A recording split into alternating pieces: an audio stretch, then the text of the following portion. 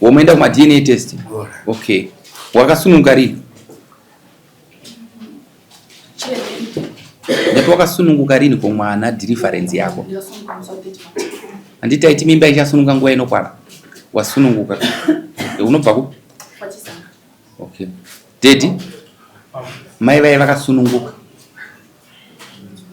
Takati pepe musangoita zvisina planning ngatiti kana mwana asununguka tienda kuma DNA test nai. Saka togadzira kuenda. Tukuenda rini dedi?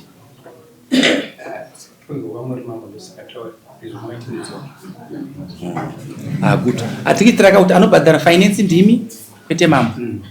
Ndimi akapoka na mukati handisiri ndakai dya muchero pakatu.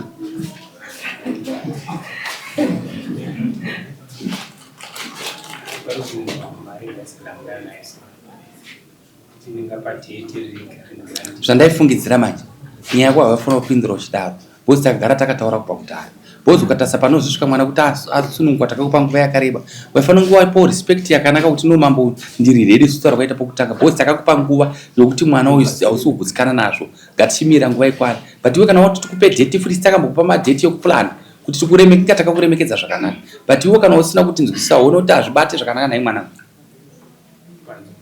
Saka rongeka. Enda panzo tipo 10 minutes zokufunga zvakarongeka. Enda imorangana namadzimai vako. Mutipoone nguva nokuti ma DNA test yatamirira. Tutongoda date takutokupa mupurisa ukaenda naye kubindura kunotorwa ma DNA test because atingatedze kufunga kwako iwe. Nokufunga ukutaka kupa nenguva. Pawairara naye zvaitonaka. Tikupera kumwedzi anditika. Hapana zuva rinobuda rimwe richiripo. Tichamira kupera kumwedzi wacho. Kana pasina usingade uchida uchabhadhara. Ende imwe secret mwanangu.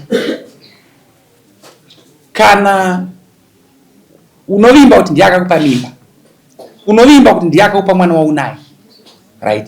Kana ukazowanika asiri ndiye akakupa mimba iyoyo uchambhadhara.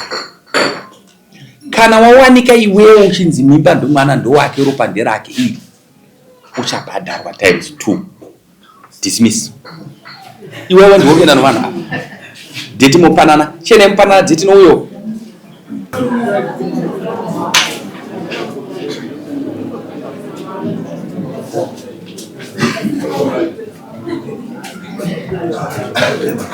Waona vana venyu vemazuva hamuna training munovana waona mapira adita mwana ari right ari wrong ndogara ndakudzidzisai kana uchipa mwana kumunhu mukuru haupo ukatarisana nemichiso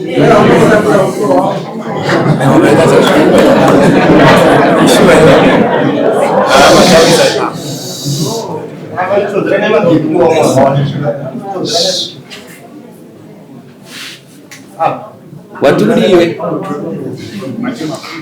Watukudiwe. Watukupera kwachi? Alright. Ashiri anditi karwife kano mupinduka pinduka. But sekuona kwangu karwife kangu akana kupinduka. Uyu mwana uyu. Ukambomuona? Yaone.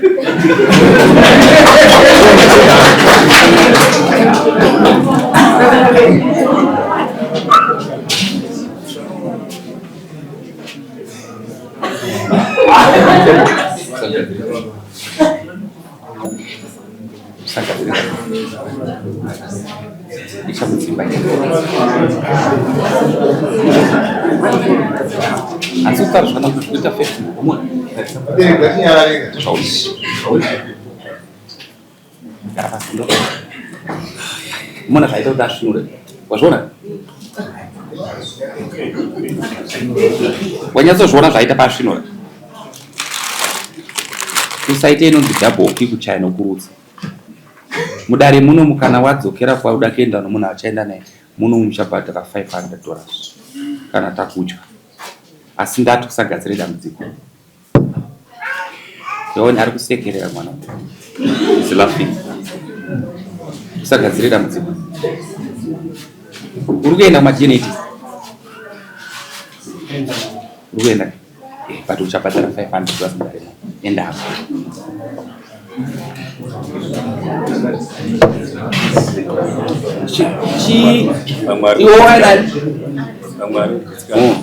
chile umesa since makamboita bonde mesa azvidambidzwa.